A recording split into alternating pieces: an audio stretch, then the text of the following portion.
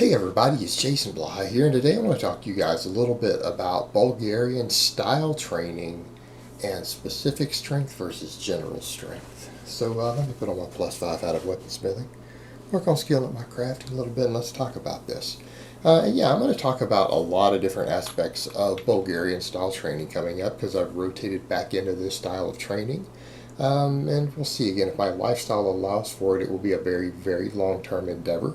And if it doesn't, then I'll adjust.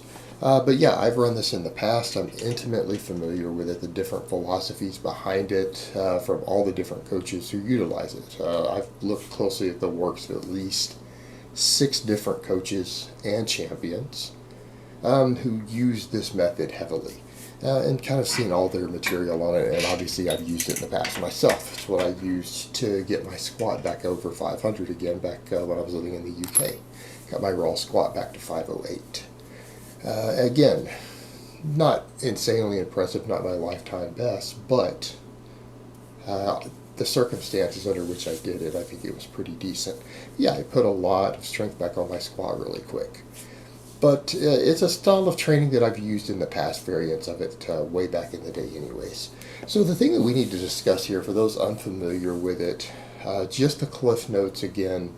Bulgarian style training was originally for Olympic lifters, done in Bulgaria, an Eastern Bloc country, and it involves very, very high specificity. Basically, guys coming in and doing about 3 to 4 exercises a week, hitting 1 rep maxes, training maxes, over and over and over.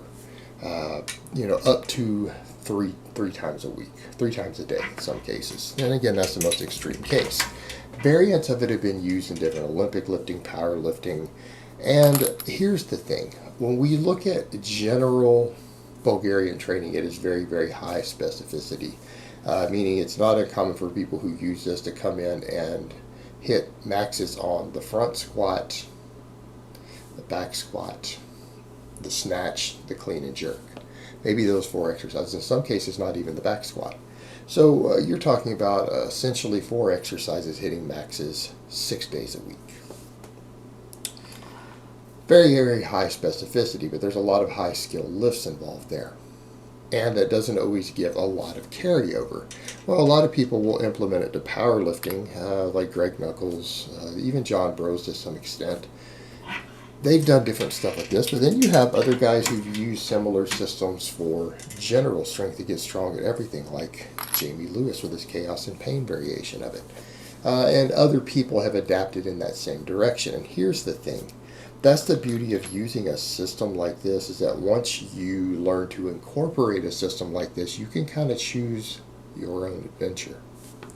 Meaning you can choose the direction in which you take the training. And a perfect example, let's say you wanted to do it for pure powerlifting and just the competition lifts. Well, most people would come in and probably bench and squat every day, right? They would do their competition low bar squat, their pause bench, and they would probably deadlift maybe twice a week, if that. And then maybe some other accessory, maybe an overhead press, maybe a row. But in some cases, not even that, right? They would do some assistance work, but not a lot. And that would be very, very high specificity variations, just like, again, an Olympic lifter does it a certain way. Now, it could be argued that because powerlifting involves more muscle mass than Olympic lifting. People need to remember, yes, there's always a muscle and strength component to any exercise. Size does equal strength, but there's a very, very highly technical component, an explosive component to Olympic lifting. And those guys don't necessarily require quite as much muscle mass. They don't require as much development to get the best numbers, and they require more skill development. So the higher specificity works a little better there. Not saying it doesn't work for powerlifting. It does work for powerlifting. And again, as Greg Knuckles points out in his experience, for pure powerlifting, it might not necessarily be the best system, but it works. The system works if you enjoy that style of training, and it can tie for some of the best, but it doesn't have to be the best. Well, the situation we get into is that's when you're dealing with high specificity. Then on the other extreme, you have had guys like Jamie Lewis who say you can use a similar system to get all around strong. He comes in and picks almost random lifts. Doesn't always even plan it ahead of time. At least at certain points in the way he's described it. Doesn't mean that's how he does it right now. I'm not even familiar with what Jamie's been doing in the last year. I should probably check back in. But he always uses it for general strength. You just need to get all around strong. Big, heavy, random exercises, all the way to the point to where he'll even promote partials. Everything from pause work to partials, but you need to be squatting, pulling, pressing every day. Heavy 1 to 3 reps. Well, that's where we start getting into general strength too, because we're not even dealing with just singles. We can start going over to doubles, triples, right? General strength, and him having a wide variety of lifts. And what I would say to most people, you can actually take a Bulgarian system for the same thing. It doesn't all have to be specificity of training in just the one thing. If you want general strength, working at all in the 1 to 3 rep range will give you that. Using big compounds will do that. But giving yourself a higher variety of lifts.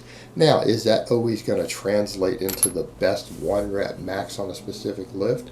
We could argue the general strength may or may not. Again, there's always the argument for high specificity of training. If you want a 1 rep max squat, you need to be doing more 1 rep maxes on the squat. But the other muscle mass involved and the potential to bring up weak points, does matter. And this is the thing. If you rotate in a lot of assistance lifts that do give carryover, and you train those in the heavy 1 to 3 rep range on a very high frequency also, you can start to develop assistance lifts that give you general strength. In other words, there's more to the squat than just doing the squat. A person who wants to get some general strength could, in theory, if they wanted to still get high specificity but have good general strength, they could go ahead and do their normal competition style squat 4 days a week. They could do a front squat 1 day a week. They could do pause squat 1 day a week. Right? That would give you good specificity, but also some general strength. What if a person wanted just straight general strength? Well, they could do 3 different lifts for the squat. Meaning they could do their normal back squat twice a week. They could front squat twice a week. They could do pause squats twice a week. That is going to give you a lot more general strength, right? All around strong. Same thing for the pressing. Instead of coming in and benching 6 days a week, if a person wanted general strength, they could rotate in overhead pressing 2 of those days, weighted dips 2 of those days. Now you go over and you start bench pressing twice a week, overhead pressing twice a week, maybe even occasional push presses worked in. Weighted dips, or again, arguably, you could bench twice a week, push press twice a week, strict press twice a week. Again, working in the 1 to 3 rep range, dealing with very, very heavy lifts. Again, for low volume per session, build general strength. Pulling, the same sort of thing. You could rotate through horizontal pulls, vertical pulls, hip hinges. So if a person wanted to be just generally strong all the way around, develop every muscle in their body, have a wider variety of really good strength at different joint angle specificities, again, lower injury rate, better overall development, this sort of system works a little bit better. It's still the context of a Bulgarian style training, but you're looking at this point, Bulgarian style training for general strength. And that's the thing. You could rotate it over at any point to more specific strength. If a person wanted to get better at the Olympic lifts who's running a system like this, they could start rotating in the Olympic lifts. Alright?